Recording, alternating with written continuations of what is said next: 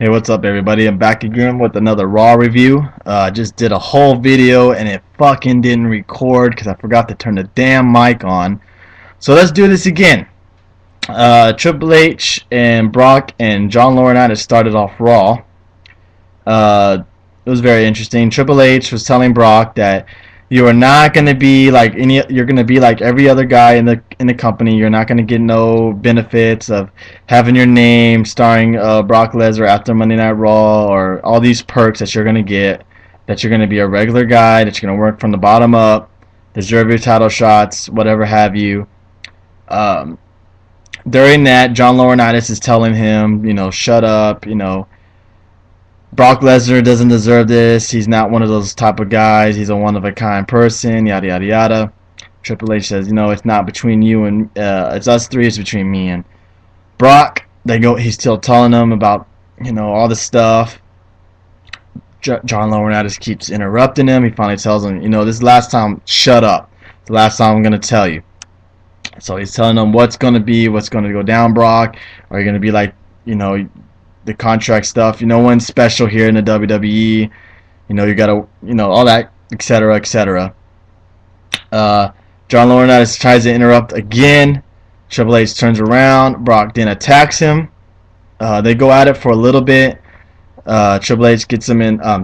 Brock gets Triple H in the Kimura, and it looks like he broke his arm.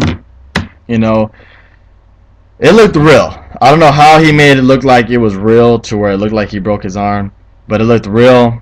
So good job by those two guys. Very intense battle between those two guys. So there's your SummerSlam match, it looks like. So, yeah. Sheamus, Big Show, R-Truth, and Kofi went and made the save to get Brock Lesnar away from Triple H. Oh, and then Brock was escorted out of the arena. So, there you go. Triple H, Brock, SummerSlam. Maybe. After that, Eve announced that there's going to be a Beat the Clock challenge. Whoever has the lowest time will be the new #1 contender. The first match was between Miz and Santino. It was a good match. Basic TV match. Better than their pay-per-view match. Pre-pay-per-view match, I should say. Miz ended up getting the win of a time of 4 minutes and 18 seconds. So it was glad to see the Miz win, get him back on the winning track. There's rumors saying that he's going to be in the new Marine 3. So that should be interesting. But yes, currently Miz is the leader right now. After that, we had a triple threat Divas match between the Bellas and Layla. If you blinked, you missed this match. The Bellas started off arguing with each other. Layla then drop kicked one of the Bellas into each other. One of them fell out of the ring, and she did a roll up and beat the Bellas. So Layla is still your champ. No karma or nothing like that. Let down. Then we found out later on that night that the Bellas had been fired, which is interesting because usually they don't announce firing. They just say that, they're released, we wish them the best, yada, yada, yada. Maybe some heat backstage, possibly. Something going on like that, because that's odd. You never really see that happen. So, bye-bye, Bellas. After that, we had Jericho versus The Big Show. And this was a big crap show. It was an alright match, I guess. Big Show ended up losing via countout. Jericho won, but when the ref hit 10 for Big Show, the buzzer went off. So Jericho lost. He did not make the time. So, yeah, he won the match, but didn't beat the clock. So Miz is currently still your leader. After that, we had Brodus versus JTG. Another squash match for Brodus. I still don't understand this at all. Why are they giving him so many squash matches? So many squash matches. Do they really think he's that bad of a wrestler? Does they think he's really that bad that he can't carry anybody? That's what I want to know, because he had a good match with Ziggler. Other than Ziggler winning, that was the only downfall. But that was a good match. And they still throw him out there with jobbers. I just don't understand it. It's getting annoying. He was cool at first, but now that he's just starting to wrestle jobbers and it's 2-minute matches and it's over, it just gets annoying. It's just a waste of time to me, I think. Um, let's get something going with him, WWE. Get him going with Mark Henry or something. Damn. Come on. Get on the ball. After that match, we had another beat the clock match between Orton and Jack Swagger. This one was a pretty good match. I enjoyed it. Very entertaining, back and forth action. Both of them look strong in my opinion. Orton got the win via RKO. He beat the clock by 2 seconds, 4 minutes and 16 seconds. So he's your current leader. It's a good win for Orton. Gets him back on the winning track. Because, he's been losing a couple of matches here and there and lost to Kane at WrestleMania. So getting that heat back and on the winning track. So good match. Orton currently your leader. After this, we had a tag team title match between Epico and Primo versus Kofi and R-Truth.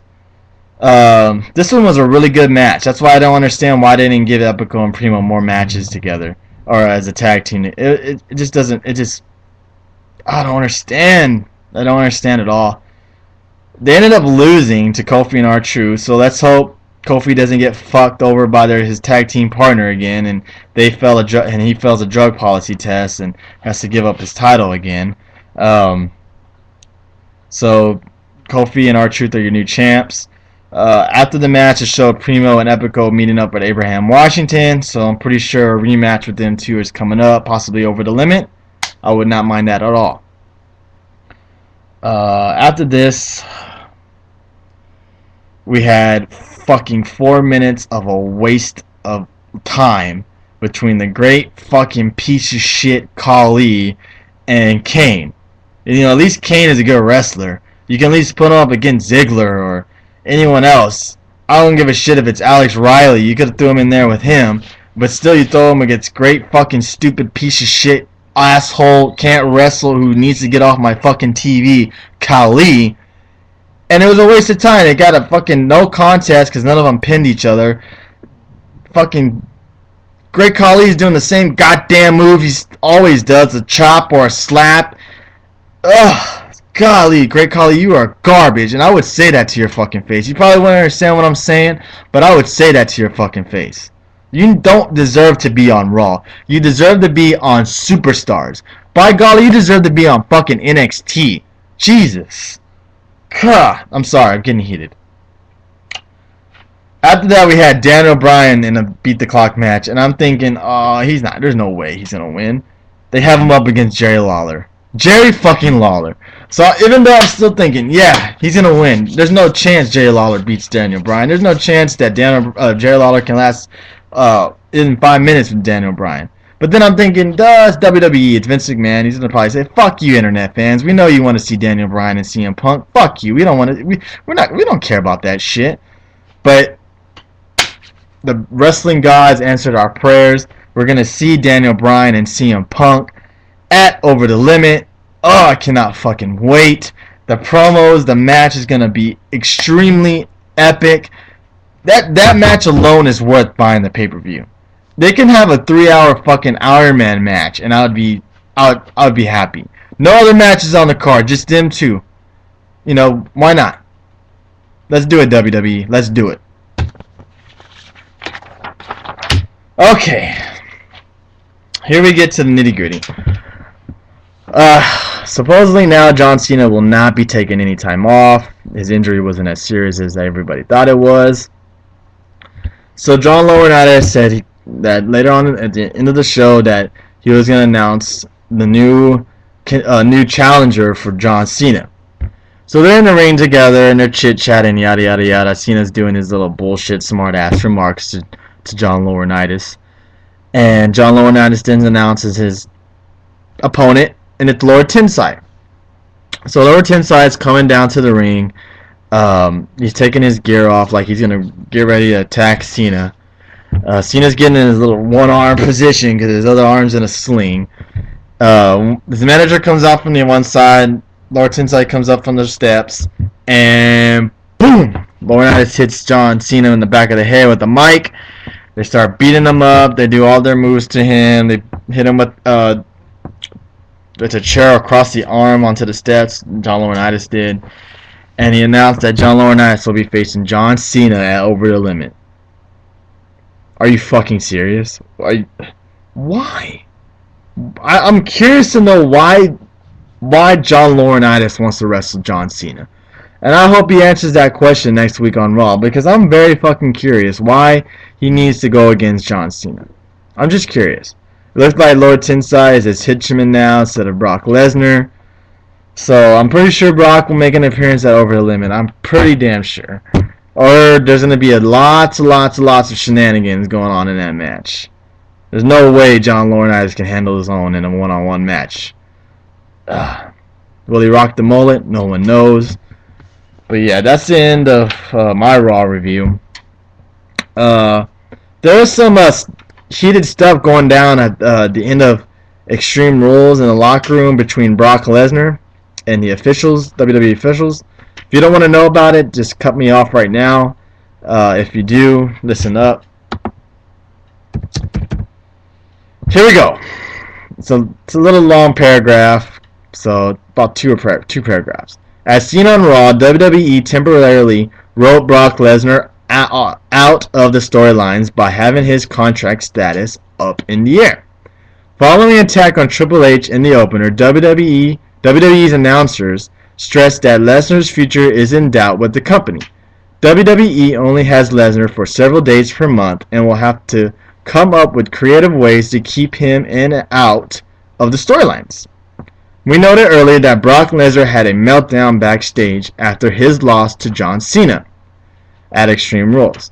Lesnar was upset about Cena's post-match promo because the original plan had Cena getting stretchered out. Lesnar felt that he was made to look weak and WWE officials double-crossed him. F4WOnline.com reports that WWE's new mentality with Lesnar is that they're paying a lot of money for a guy who is not their top guy. So he should be used when he can put over their top talents. People in Lesnar's camp were feeling like WWE was just testing Lesnar by having Cena cut the post-match speech. Brock was told before the Extreme Rules match that Cena would go out on a stretcher and look totally incapacitated and be injured. Lesnar went nuts backstage in front of everyone, tearing things up and throwing a tantrum.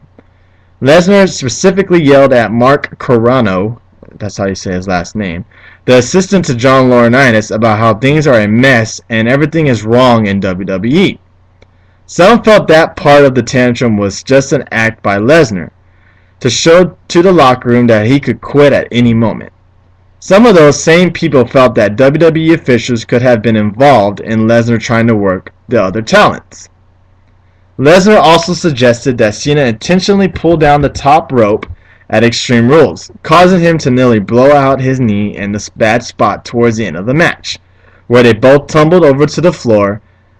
Again, most believe that there is no real heat between Cena and Lesnar over this, and this also could be part of an act by Lesnar. Despite what's an act, what's part of the TV storylines, sources insist that Lesnar's status and future with WWE is a sticky situation. While Lesnar vs. Triple H is in the works for SummerSlam, some in the company are already predicting that he will end up working the remaining big pay-per-view events of 2012. Royal Rumble 2013, and then WrestleMania 29 before being done with the company. So there you go.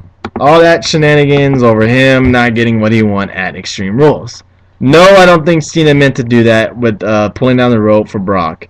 Total accident. He got hit in the head. He pulled down the rope. Instinct, I'm pretty sure. And Lesnar fell. You know, if anything, Lesnar shouldn't have done such a crazy, stupid act like that. Again, why the fuck would Cena get stretchered out? Unless, Lesnar, you're going to attack him after the match, which you should have done. Which would have made more fucking sense. Because if you attack him after the match, he wouldn't be able to do a post-match promo. So, yeah, those are my thoughts on it. I would love to hear about your thoughts. Please leave comments down below about Raw and what you thought of it. And again, like I always say, thanks for watching and thanks for subscribing.